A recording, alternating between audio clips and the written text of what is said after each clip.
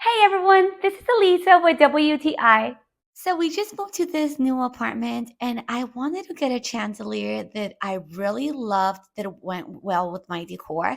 And I found this one by Boho. This is a 5 light boho chandelier with water hyacinth.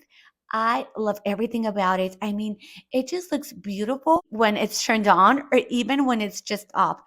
Not only does it serve to give some lighting to the living room, but it's also a beautiful decor.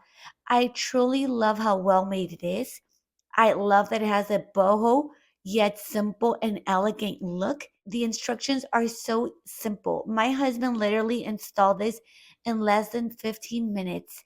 I really like that it also has an adjustable height.